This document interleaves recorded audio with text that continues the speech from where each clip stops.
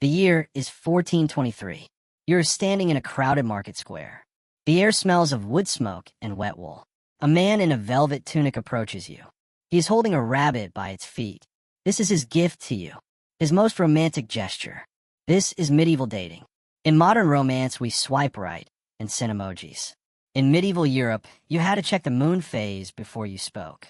You had to rub herbs on your face to look attractive. You had to write poetry that could be mistaken for a prayer. And if you really wanted to impress someone, you gave them a dead animal. Tonight, we are going to explore the strangest, most baffling dating rituals from the Middle Ages. The rules, the potions, the duels, the things people did to find love in a world without deodorant or dating apps. If you enjoy these deep dives into the bizarre corners of history, please subscribe and turn on the bell. It helps me keep telling these stories. Now dim the lights, get comfortable, and let us ease into this journey together. Because in the Middle Ages, love was not simple. It was a battlefield, and the weapons were not roses and chocolates. They were herbs and poetry and occasionally a dead rabbit. The dangerous art of medieval eye contact was not a simple matter of attraction. In modern romance, you are told that a steady gaze builds connection and trust. But in the Middle Ages, a look was a contract. A single glance could start a scandal or end a reputation. You could not just stare at someone you found interesting. That would be far too forward. Instead, you had to master the delicate balance of the courtly gaze. Too brief, and you seemed disinterested or perhaps even rude. Too long, and you were essentially proposing marriage, or worse, you were challenging her father to a duel. Romantic, yes, but also terribly risky. The manuals of courtly love, which are the self-help books of the 14th century, advised that men should gaze softly, yet sincerely. This was a very specific kind of stare. It had to be soft, but not too soft. Sincere, but not hungry. It was the human expression of a complicated math problem. The ideal stare was somewhere between "I deeply admire your embroidery skills" and "I am not planning to invade your estate." One widely circulated guide warned men to avoid lingering stares of the sort that cause blushing. And this created a real problem, because back then blushing could also be caused by wind, or wine, or a sudden fever. So when a lady turned pink, you had no idea if she was charmed or simply coming down with plague. If she did blush, the man was expected to immediately look away, cross himself, and possibly flee the region. It was considered the height of chivalry to pretend you had a sudden urgent need to be somewhere else. For noble women, eye contact was an even more dangerous battlefield. A woman of status was trained from childhood to maintain the courtly look. This was an expression of distant, vague boredom. It said, "I am here, but I am not interested." A wandering glance could imply flirtation, which was dangerous. A sharp look could imply witchcraft, which was far worse. And yet, despite all these rules, people still found ways to lock eyes across banquet halls and muddy market squares. Troubadours sang ballads about eyes that pierced the soul, which was poetic for "looked at me" for slightly longer than social norms allowed. Some lovers wrote entire poems about stolen glances that lasted half a heartbeat. In a world where you could not speak freely, your eyes became the only honest thing about you. They revealed what your lips could not say. And so the gaze became a secret language, a whispered promise across a crowded room, a single look that said everything and nothing all at once.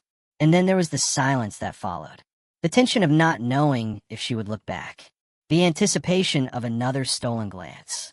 This was the medieval dance of desire, a game of hide and seek played with your eyes. And it was only the first step in a long and confusing journey toward love.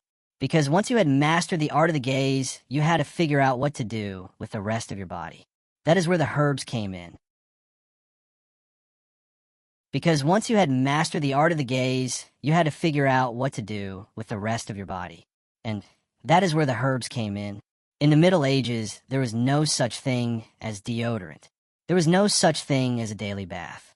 There was only raw panic and rosemary and a desperate hope that you smelled better than the person standing next to you. But medieval people were not content to simply smell bad.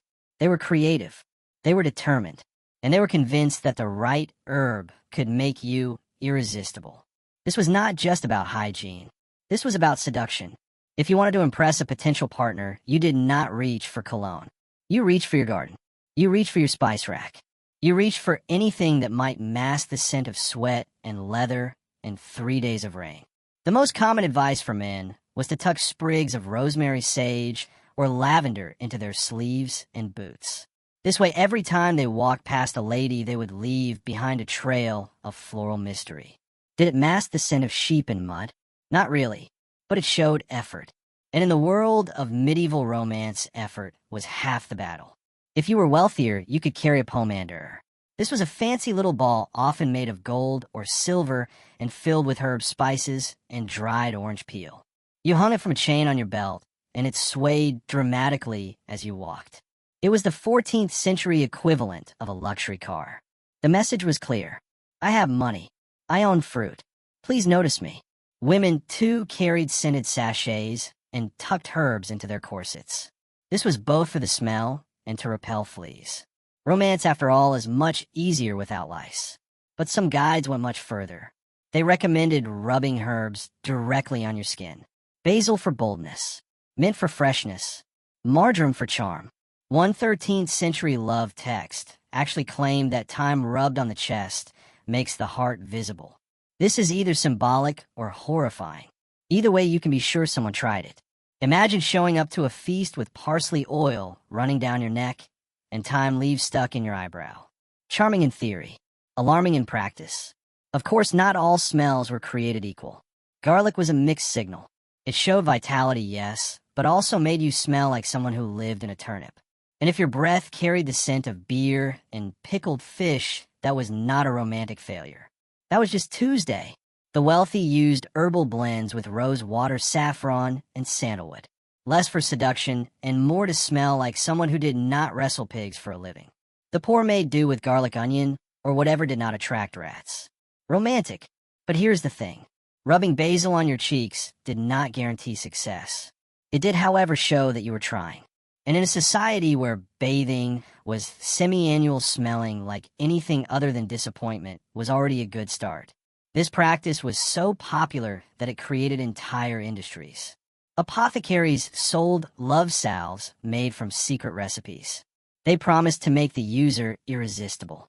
Results may have varied. Side effects included sneezing and goat attraction. But the effort was sincere. The belief was powerful. And the desperation was real. Because in a world without dating apps or social media, your scent was your calling card. It was the first thing she noticed about you. Before your words. Before your poetry. Before your dead rabbit. It was your smell that made her turn her head. And if you got that right, you had a chance. A small chance. But a chance nonetheless. And that was more than most men ever got. Of course, once you had mastered the art of smelling, appealing, you had to open your mouth and say something. And that is where the poetry came in. You had to say something, but you could not just say what you felt. That would be far too direct and far too dangerous. In the medieval world, poetry was not just for artistic souls. It was practically a love language, especially for the socially awkward noble who had more access to ink than charm. But here's the twist. The most acceptable way to express affection was not by praising your beloved's beauty or personality. No, that was too worldly, too sinful. Instead, you were advised to compare her to divine figures. Ideally, the Virgin Mary herself. Because nothing says I want to court you modestly like you remind me of the Holy Mother of God.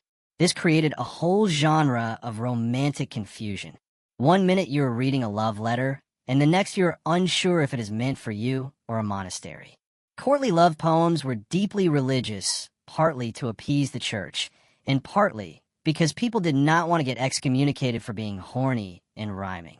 So your average suitor might pen a verse like, "O Lady purest of light, thy gaze more sacred than sacred right." That sounds sweet until you realize he is comparing her to a baptismal font. A particularly famous poem referred to the beloved as my angel of chaste delight, which is definitely the kind of thing that gets you left unread even in the 12th century. To complicate things, many nobles hired troubadours to write love poems on their behalf. These bards specialized in verses that walked a fine line between romantic and legally deniable. The result was songs that praise your hair, your soul, and your moral character, but made sure not to imply any sinful thoughts. Medieval love letters were essentially 27 stanzas of "I admire your virtue from afar."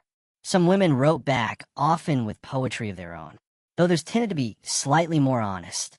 "I admire your courage, your manners, and the fact that you have land," which is still solid criteria today. All in all, medieval poetry was a safe way to say, "I like you," without actually saying "I like you." It was a perfect system. Rap in Latin, rhyme it with grace, quote a psalm for good measure. That way, if things went wrong, you could just claim it was meant for a nun. But here is the secret. Everyone knew what the poetry really meant. The religious metaphors were just a shield, a way to whisper desire in public without getting burned. The words were coded, but the longing was real. Every metaphor was a confession, every rhyme a risk, and every verse a quiet plea for her to understand what you could not say aloud. This was the dance of medieval romance. Speak in circles. Hide your meaning. Hope she reads between the lines. And if she does, then you move to the next step. But if she does not, you are left with nothing but a poem and a broken heart. Still, the poetry was your best weapon, your only weapon.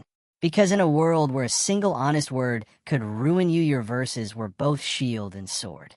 They protected you from scandal while cutting through the silence. And if your poem was good enough, she might just look at you differently. She might see the man behind the words. And that is when the real courtship began. Of course, before you could win her heart with words, you had to prove your worth with actions. And in the Middle Ages, that sometimes meant giving her something far more unusual than a poem. That is where the dead animals came in. And that is where the dead animals came in. You had written the poem. You had mastered the gaze. You had rubbed the herbs on your face, and you had checked the phase of the moon. Now it was time to show her just how much you cared. How did you do that? In the Middle Ages, you did not send flowers. You did not send chocolates. You sent a freshly killed rabbit. Maybe a boar's head if you were feeling ambitious. A bouquet of roses was nice, but a recently deceased woodland creature still slightly steaming. That was the real way to say, "I think about you when I throw spears." This was not considered strange. In fact, it was encouraged. According to chivalric tradition, a man's hunting ability reflected his worthiness as a suitor. If you could chase down a stag, wrestle it to the ground, and present its antlers on a silver platter, you were basically a medieval movie star. And women were expected to act delighted. A lady receiving a skinned rabbit or a basket of doves would respond with a well-practiced gasp of admiration, even if she was internally wondering where to store her third hair of the week. Some of these animal tokens were symbolic. A swan, for instance, represented purity and grace, assuming it had not bitten anyone during capture. Falcons were a common high-status gift, though they required constant feeding and occasional bandages for your fingers. Romantic, less noble men sometimes resorted to smaller prey. Hedgehogs, ferrets, the ever-popular rabbit. One lovesick baker reportedly gifted a duck to a miller's daughter, only for it to escape into her family's well. That relationship did not prosper. But the absolute apex of medieval wooing was the ceremonial deer presentation. In this lavish ritual, a knight would present a full roasted deer at a banquet in a woman's honor, often accompanied by music, flattery, and about 50 other people pretending this was not incredibly awkward. This all assumed the woman liked meat. If she did not, or if she had a weak stomach, the gift of bloodied fur might backfire badly. Still, in a world without dating apps or casual coffee shops, a dead animal wrapped in a ribbon said one thing very clearly. "I braved the forest. I risked infection. And I thought of you the entire time." The message was primal. It was raw. It said, "I am a provider. I am strong. I will not let you starve." In a world where survival was never guaranteed, this was the most powerful promise a man could make. It was not romantic in the way we understand romance. It was romantic in a way of life and death, and that made it far more intense. The act of giving was also an act of vulnerability. He was showing her his skill, his worth. She was receiving not just meat, but a piece of his identity, a piece of his pride. And if she accepted it, she was accepting him. The tension in that moment was palpable. Would she take the gift, or would she turn away? Would she smile, or would she scream? Every pair of eyes in a room was watching. Every whisper was judging. And in that silence, the gift hung in the air like a question. A question only she could answer. And if she accepted, then the courtship could continue. If she did not, then he was humiliated before everyone he knew. But he had to try, because that was the price of love. The risk of shame, the chance of triumph, and the hope that she would see the man beneath the blood and fur. Of course, once she accepted the gift, you had to figure out how to handle her family. And that was an entirely different kind of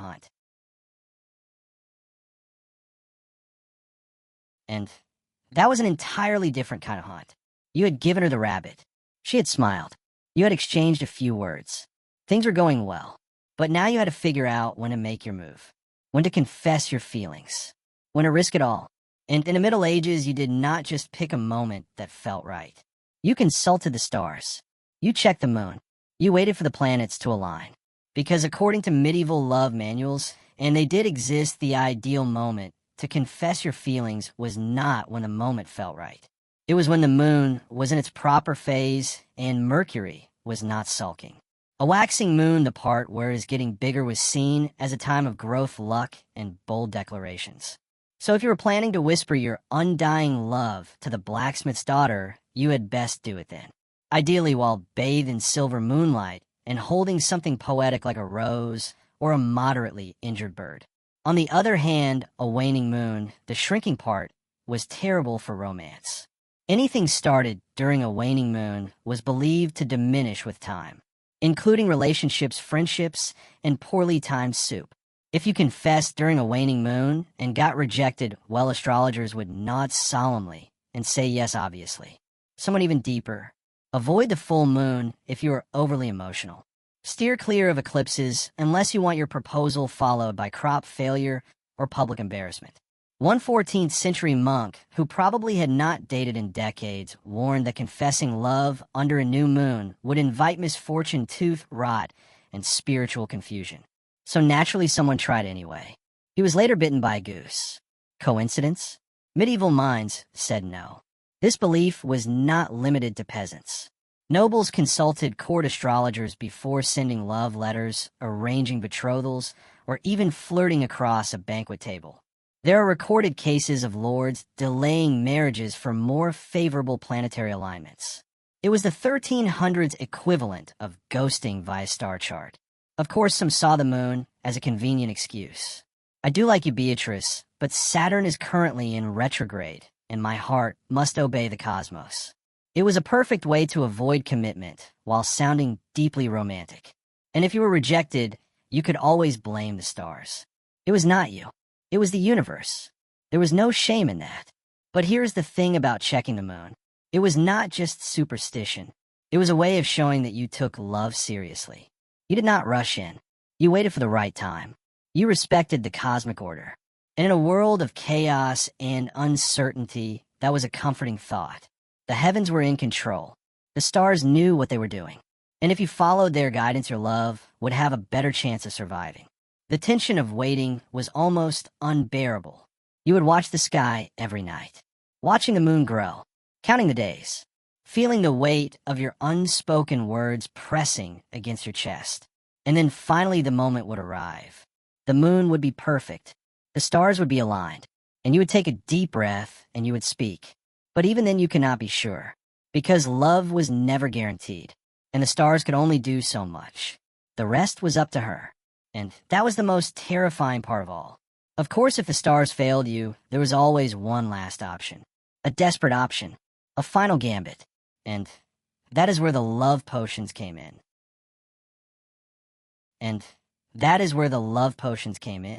The stars had failed you.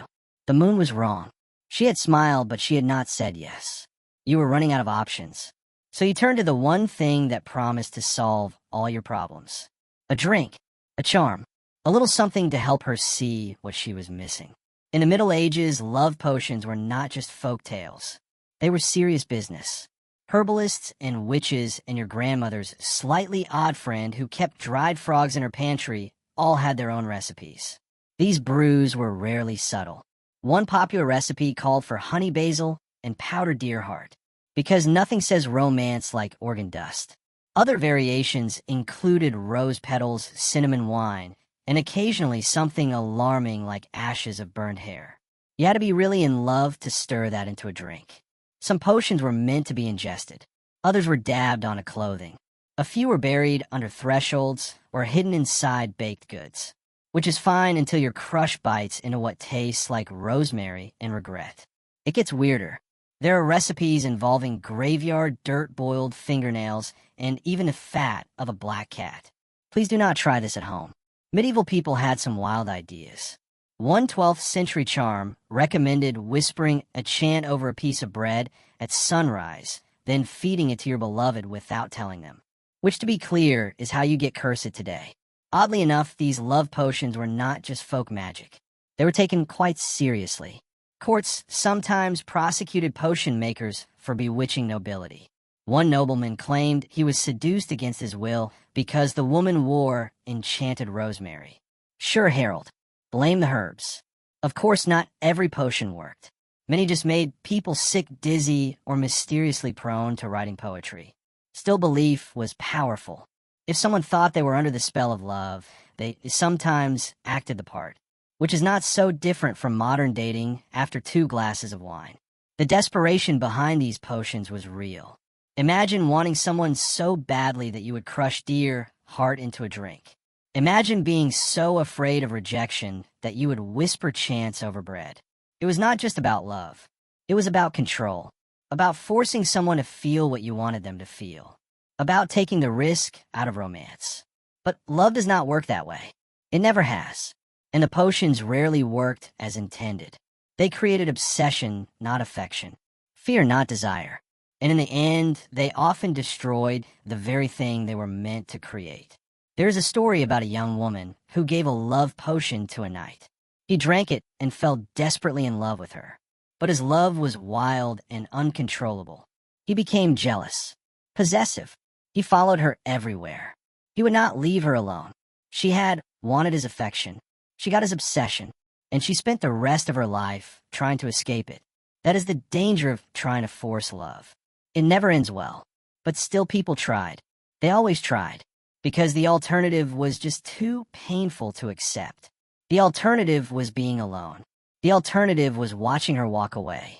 The alternative was a lifetime of what if. And that was a fate worse than any potion. So they brewed their concoctions. They whispered their chants. They hoped and prayed and waited for a miracle. And sometimes the miracle came, but more often it did not.